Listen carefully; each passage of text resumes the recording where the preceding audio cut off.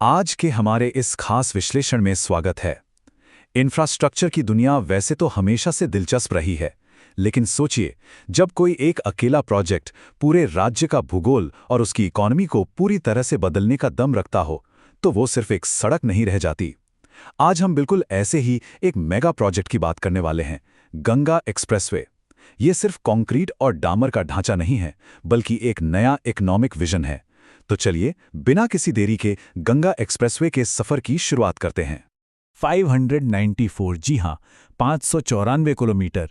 ये कोई छोटा मोटा नंबर नहीं है, ये एक गंगा एक्सप्रेसवे की कुल लंबाई है। रीजनल कनेक्टिविटी के मामले में इसे एक बहुत बड़ी छलांग कह सकते हैं। मतलब ये सिर्फ एक शहर को दूसरे शहर से नहीं जोड़ रहा है, बल्कि एक पूरे राज्य के दो बिल्कुल अलग अलग सिरों को एक साथ ला रहा है। तो आज हम क्या क्या कवर करने वाले हैं? पहले प्रोजेक्ट का एक बेसिक इंट्रोडक्शन देखेंगे, फिर इसके रूट और कुछ खास डिटेल्स पर बात करेंगे। उसके बाद इसकी प्रमुख विशेषताएं, फिर इसका इंडस्ट्रियल और इकोनॉमिक इम्पैक्ट, और आखिर में देखेंगे कि फ्यूचर के लिए इसके क्या मायने हैं। तो चलिए सबसे पहले प्रोजेक्ट के इंट्रोडक्शन से शुरुआत करते हैं। इस मेगा कॉरिडोर की नींव 18 दिसंबर 2021 को प्रधानमंत्री द्वारा शाहजहांपुर जिले में रखी गई थी। और दिलचस्प बात यह है कि इतने विशाल प्रोजेक्ट के लिए सिर्फ 5 साल का कंस्ट्रक्शन टाइम तय किया गया है, यानी अप्रैल 2026 में हरदोई में इसका भव्य उद्घाटन होने की योजना है। इतने बड़े स्केल के प्रोजेक्ट के लिए 5 साल का ये टर्न अराउंड टाइम सच में बेहतरीन इंजीनियरिंग और प्लानिंग का एक शानदार नमूना है। अब जरा इसकी फाइनेंशियल स्केल को देखिए, लगभग 37,350 करोड़ रुपए। अगर इसे तोड़कर समझें तो हर 1 किलोमीटर पर औसतन 62 करोड़ 87 लाख रुपए से ज्यादा की लागत आ रही है।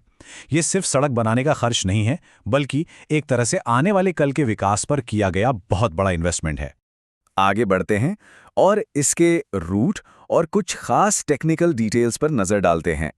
तकनीकी तौर पर देखें तो ये एक्सप्रेसवे मेरठ में नेशनल हाईवे 334 से शुरू होता है और प्रयागराज में नेशनल हाईवे 2 के बाईपास पर जाकर खत्म होता है। शुरुआत में इसे 6 लेन का बनाया जा रहा है, लेकिन फ्यूचर की जरूरतों को देखते हुए इसे आराम से 8 लेन तक बढ़ाया जा सकता है। और सबसे कमाल की बात, इसकी 120 किलोमीटर प्रति घंटे की टॉप स्पीड लिमिट, जिसका सीधा मतलब है यात्रा के समय में भारी कटौती।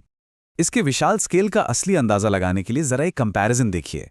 अब तक यूपी का सबसे लंबा एक्सप्रेसवे पूर्वांचल एक्सप्रेसवे था, जो 340 किलोमीटर लंबा है।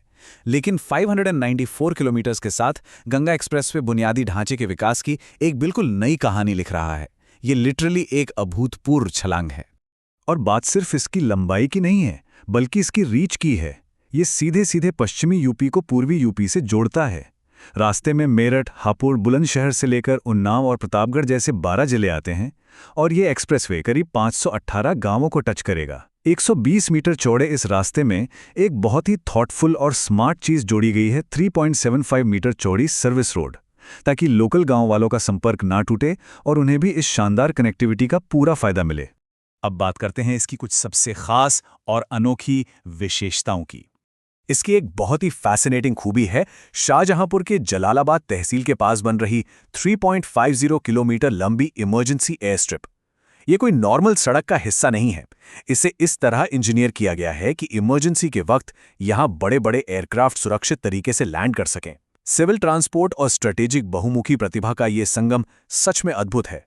एयर स्ट्रिप के अलावा भी इसमें काफी कुछ है, जैसे गंगा और रामगंगा जैसी विशाल नदियों पर 2 बड़े पुल बनाए जा रहे हैं। लोगों की सहूलियत के लिए रास्ते में 9 बड़े पब्लिक कन्वीनियंस कॉम्प्लेक्स होंगे। टोलिंग की बात करें तो मेरठ और प्रयागराज में मेन टोल प्लाजा होंगे और प्रमुख इंटरचेंजेस पर 15 रैंप टोल प्लाजा काम करेंगे। और हाँ, यहाँ एक इंटरेस्टिंग डिटेल ये भी है कि इस एक्सप्रेसवे पर सफर करने वाले बाइक सवारों को भी टोल टैक्स देना होगा। अब इतने बड़े कंक्रीट के स्ट्रक्चर में पर्यावरण का क्या?